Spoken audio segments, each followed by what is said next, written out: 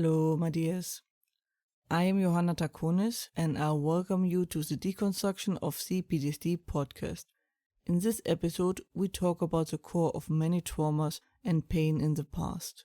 Feeling worthless, unlovable, and unloved. A feeling, despite being so prevalent, is neither good nor normal, and especially harmful during this dark time of the year, and even worse in the holiday seasons. So let us talk about it. When listening to those who suffer, I keep hearing all sorts of variants of, I need to hide who I am. If others knew, they would leave me. Be it because they feel broken, useless, unloved, unworthy of love, tainted, talentless, or the like, or maybe all I listed. The crime that warrants this treatment or feelings is usually nowhere to be found. So, I believe I can tell you endlessly that it isn't true, but you wouldn't believe me, would you? Usually it is a deep, firm-held belief that causes this feeling. Something that was stuck so deep, it won't come out with a few words. So let us get into how this feeling is formed and what we can do about it. We first talk about the source, then the reinforcement, then the need for perfection, then the path to recovery, then the equalization, then the impact of our social environment, and then finding happiness. When we talk about the source, then it is usually always someone who told you. Be it literally, like, no one loves you like me, implying that no one else could love you like them, which is quite often a hint that no one will love you this badly as them. Or, how could anyone love you? Unless you did some very serious crime or did some really horrible things to your loved ones, that is completely unwarranted. But sometimes they didn't directly state it, they just gave the impression by asking things like, why are you always in the way? Implying you're disrupting everything and are more a hindrance and a nuisance than wanted. Or, you need something again, once again implying neediness, that you don't deserve to need something, and that you are demanding too much. Or alternatively, what is it now? Once again implying neediness, overbearing, annoying, you're not worth the time, the space, and you shouldn't be asking for something. Like your presence being endured is enough. Or alternatively, they behaved in a way that makes you feel this way. They didn't take care of you, be it your hygiene, your grooming, or your education, everything that helps you flourish. Children need caring love. I talked about this before. Love isn't enough. You need to care for them too. And you need to teach them that too. And of course, if your basic needs were neglected, once again, the caring love, and you don't get all the nutritions, you don't get your injuries and hurts acknowledged and treated. And among those basic needs is also affection. Hugs, holding, taking your hand, everything. And it can even get worse if we reach the state of abandonment, where they literally do nothing. You have to basically take care of yourself to survive. Like you need to manage food sources, you need to learn how to at least to somehow clean yourself. And you have to teach everything yourself. And that is sadly relatively common. And as I said before, no affection is one of the best ways to show your child that they are not loved. Why not giving them kisses, hugging, holding their hand, showing interest in what they like, and encouraging them. And it also shows if they give you no guidance. A parent is supposed to guide their child. They should slowly show them more and more how to take care of themselves. Like I said, grooming, basic hygiene, and explaining them what to do. It also should guide them through their emotions. Like, why do you feel this way? How you can navigate the emotions, how to deal with anger, how you deal with anxiety, or you're stuck. Yeah, let me give you some hints. If a child is denied this, it once again feels this way. And as you might have already guessed, that someone is usually someone in a high position in your life. And what I mean by that is you look up to them, be it older family members like parents, uncles, aunts, grandparents, and so on. It usually happens in your childhood. That's usually where it all comes from. But sometimes also when you're a teenager, just simply because as a child you form your self-worth. That is your time where you find out who you are and who you are in your family and your environment. So that is where such behavior has the strongest impact. It is possible to get that as a teenager over a longer period of time, but it really takes long if you're an adult. Then we're really talking about a long, abusive relationship where you were severely neglected. Or what often it's like you weren't really shown proper care as a child, so you pick accordingly friends and partners as teenager, and then as a partner later on. It's hard to think you're deserving of love when you've been denied it, a genuine caring love from the get-go. And now your brain is forced in a dilemma, because only one of these two statements can be true. Either their claim is true, you're unlovable, or the person is false. But if you look up to that person, that is pretty hard to believe. So the brain usually rather believes that the claim is correct. So even if you self-believe that the claim is wrong, since someone you hold in higher regard says the claim is true, it is accepted as truth, even though you deep down know it isn't. And the lower your self-esteem, the higher the person on the pedestal becomes. And the lower your self-esteem, the higher everyone else is usually put on a pedestal. And the more you love and respect that person, the more it also reinforces the belief. And that often leads to lower self-esteem, which means everyone else gets even a higher pedestal, and so on and so forth. A reinforcing circle. And sadly, and as usual, the reinforcement happens via society. Because our society rewards winners. A victory has 1,000 fathers. Defeat is an orphan, by JFK puts it so nicely. Because we reward successful people with more success, with more easier ways to be successful. And if you fail, you're more likely to be not trusted, and you're only giving opportunities where you're more likely to fail. It's a virtuous circle versus a vicious circle. And of course it makes the divide even bigger and makes, if you're at the lower end, so much harder to come up.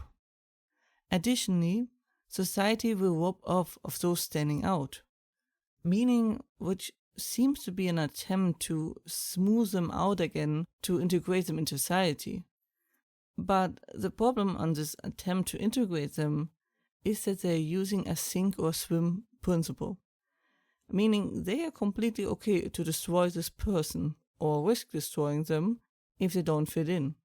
So if you stand out, you better have a very thick skin.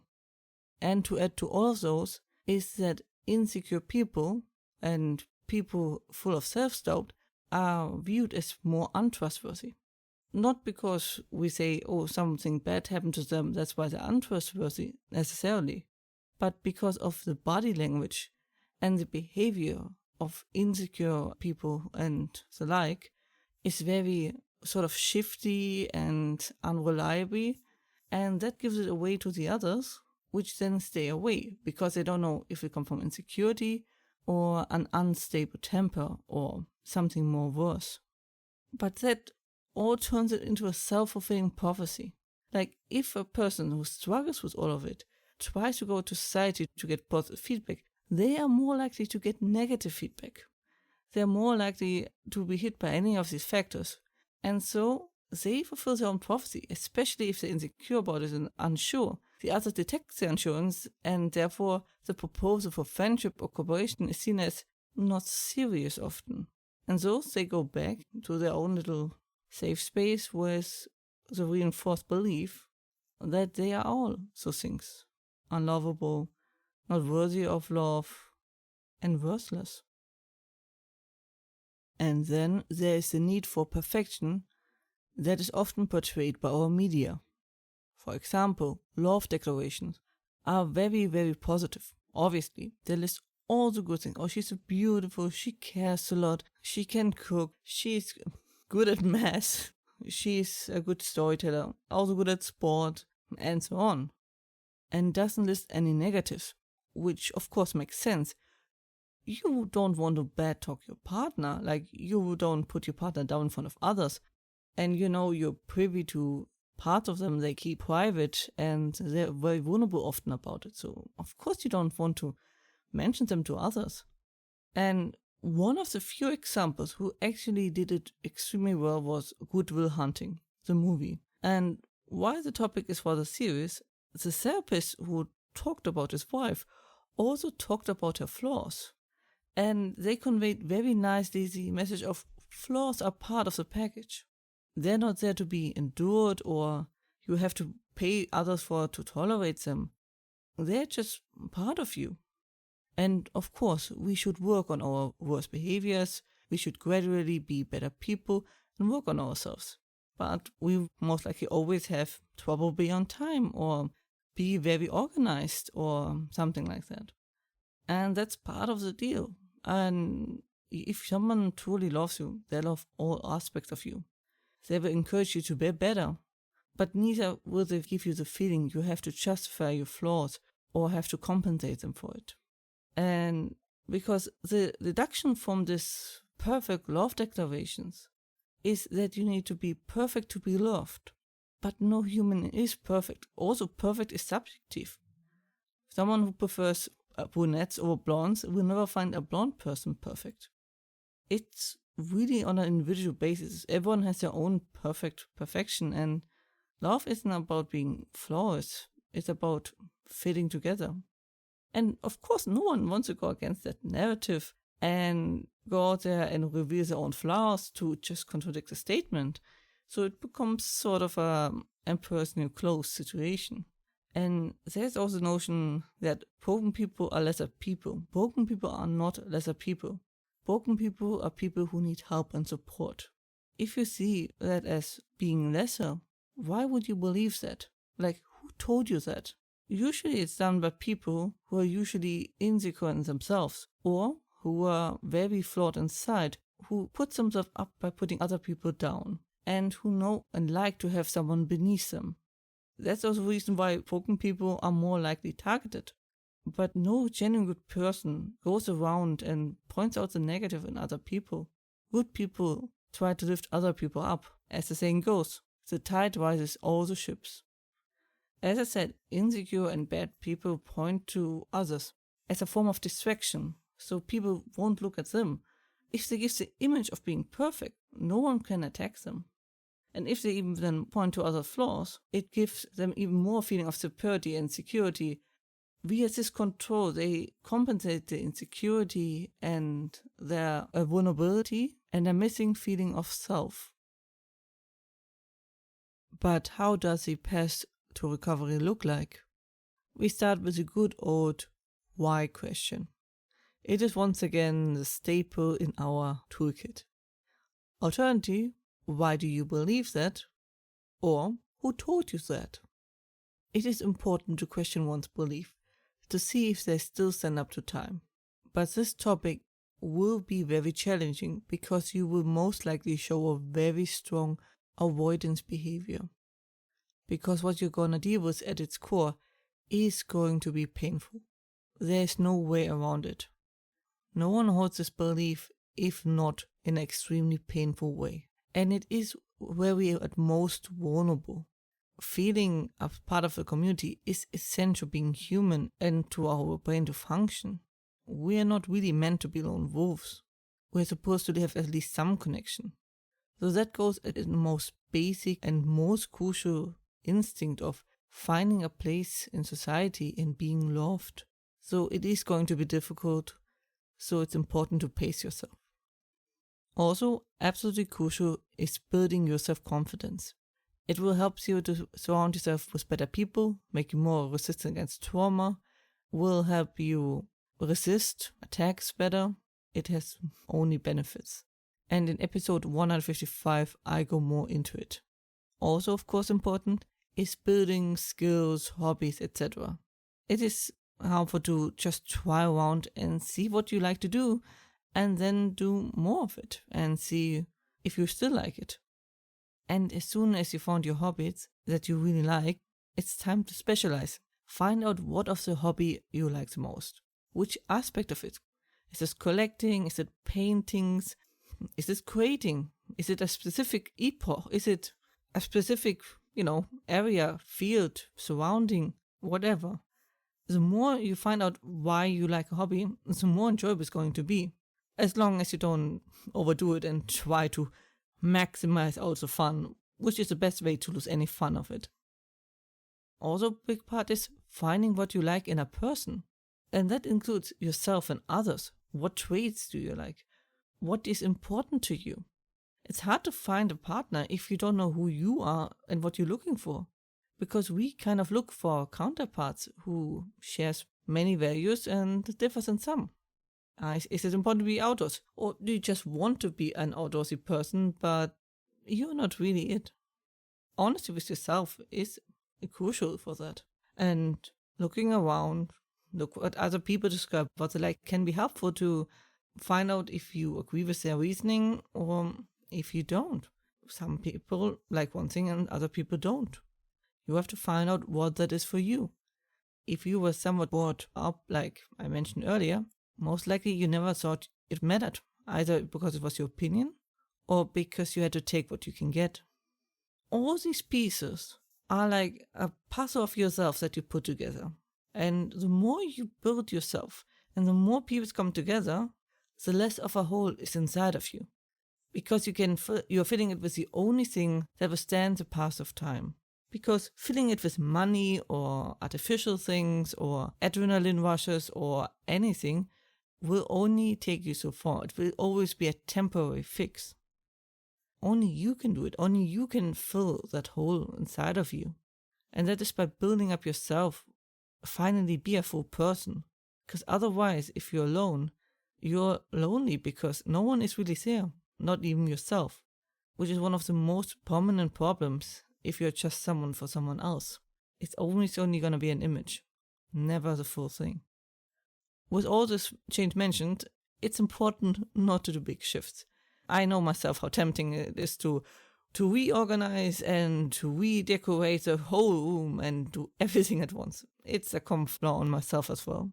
But it will not work. It only works if you do it bit by bit, piece by piece, one after another. First, you're more likely to stick to it because you're not getting overwhelmed and collapsing under all the weight. Because otherwise, it will most likely just swing back because our brains will see it as too much change, our survival is threatened, and swing everything back to ensure its survival. Brains only like gentle change, slow change, even if it means getting out of a death trap. It is annoying, but that's what the brain is like. And it is also important not to go against human nature. It doesn't matter if it's laziness or, like I said, too much change threatening its existence or its desire to have stability and reliable sources. You will feel like swimming against the stream on another level because you cannot will it into existence, and the change is hard enough. We don't need to add extra difficulty by it. As much as I wish we could do it because it would make things easier. But those mechanisms are there for a reason, and sadly they will stay.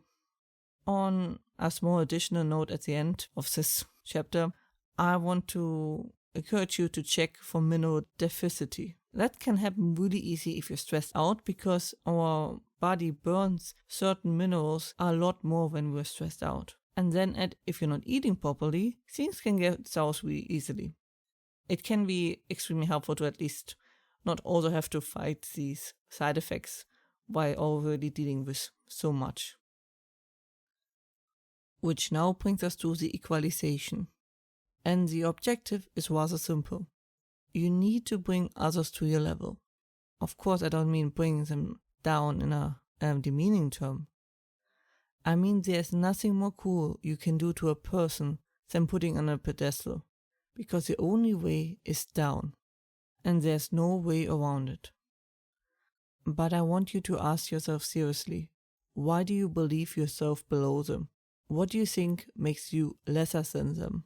And why do you put others above you? Which brings us to the age-old question of, what gives a person value?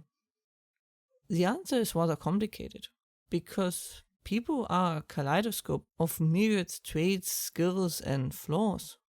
While there always has been a hierarchy in our species and so similar to us, that hierarchy is usually bound to a topic, be it in research of a certain topic, in a religion, in the military, but never really is someone in charge of everything. Even those we elect president are responsible for a slice of the cake. A very big one, nonetheless, but still only a slice. And that is a very rare position to be in, and usually only temporary for a reason. It is mostly a philosophical question, but trying to answer it, I think, helps us put everything into perspective. And hopefully realize that it's best to treat every human on a same level as a human being. Another important step is to see what is, and not what you think you see. Because we as humans usually like to fill in the gaps, interpret things that are happening. Especially if you're in a situation with your brain being affected by PTSD or depression, you cannot trust yourself or your brain to accurately fill those gaps. It will interpret it in the worst way possible. If you have a way where you can review afterwards to see what really happened, watch what happened, how you behaved, how the others behaved, what they said, try to review it from a new perspective, what a change that can be.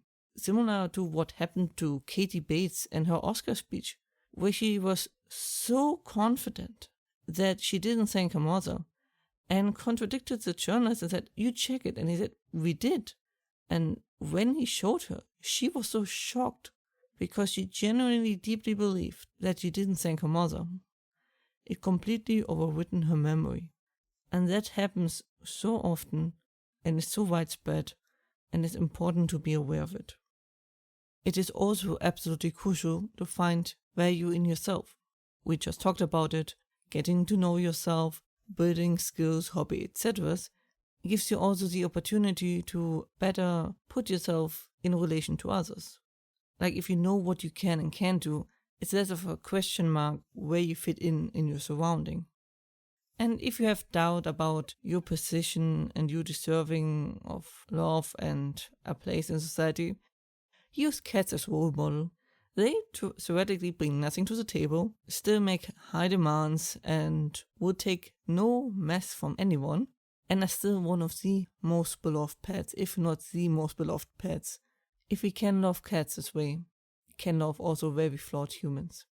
If cats can do it, I'm sure you can too. And of course, we have to talk about the impact of our social environment. Friends and family, or simply put, loved ones, are a support role. They should not give you flaky feelings like if you can rely on them or not, or if they care for you or not. Feeling of easy abandonment speaks for an unstable connection if it's genuine. It could be your brain. One way to kind of test waters is just by telling one small negative things and then see how they react. Loved ones should make you feel safe and secure, that you can trust them, and they should feel like shelter, like you're protected around them, and it's your kind of safe space in case things go wrong. And what I find most telling, that you should feel better after spending time with them and not drained. Of course, loved ones should build you up and support you, within reason, of course. And one of the easiest ways to see it is what you're going to do for this afternoon or weekend, in small setting. The right social environment is so important, because if it's the wrong one, you will feel unlovable, because that is what is being communicated to you around you. It reinforces a belief and what has happened to you in the past. If you want to understand better why people treat you a certain way, there is the common book recommendations of Why does he do that? In this case, it was written about a male, but it works with anyone really. Then, of course, the emotional immature parents. And, of course, Susan Forward's narcissistic books about the relationship with a narcissistic person. Like I said, it is so important. Having people genuinely support you is life-changing. It makes such a difference. The problem is you must believe it can happen for it to happen, because getting this genuine support can cause cognitive dissonance, and your brain will reject this positive support, as it is the one that's causing the harm in your brain, so to speak. Which is so bad, because especially in that situation of feeling unlovable, you need genuine support more than anything else. It is just such a cool mechanism. If you cannot get a full genuine support, at least try speaking with others to help improve your well-being and health. And I mean online, on the phone, chatting, whatever. And at worst, just write it down. Because studies have shown that even a little chat a day helps already a lot with your mental health and your well-being. Which leads us to the final chapter, finding happiness. And one of the cornerstones of finding happiness is to accept where you are and not where you think you should be. You will always fall short of that. And the more you're trying to uphold an image or a version that exists in your head how things should be, the more you will struggle and fail. Because maintaining that will take all your energy, and it always will collapse sooner or later. Also, don't be too hard on yourself. Building up stress is only going to make your symptoms worse. Breathe and be gentle to yourself, because it is really, really hard, and few people will understand. Unless they were in that position, they will have great difficulties understanding how much effort and how hard it is to just go by. It is also very important to increase your life quality by closing the hole and by learning what you enjoy. The best part of it, it makes things even more fun and draws more fun people to you. And to take good care of yourself, be it like cooking, grooming, nutrition. And of course that takes a certain level of stability already to do that regularly. But it's definitely something you should aim for to do as soon as you feel comfortable and feel like you can add it to your daily life and routines. And taking better care of yourself also leads to better health and looking, which makes things easier too. The quality is also increased by learning good habits, which, like I said, it takes around 60 days before a habit is really ingrained in you, and then it's actually hard not to do it. You won't be able to start too many, so try to make a habit that makes sense, that you can easily fit in, and where you have as little of a hurdle as possible to integrate it. Also good for your life quality is to improve your physical environment. Now, once again, that also takes a certain level of stability and healing already. If you can, definitely try to address it. It increases your mental health, as it's been proven many times.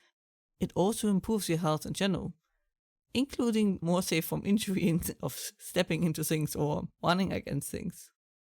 It helps with personal development, because like I said, our physical environment is a reflection of us. So it's also a good way to shape your own personality by making your outside reflect what you like and maybe discover what you like more. For finding happiness, it is absolutely crucial to maintain a good social environment. Keep contact with good people.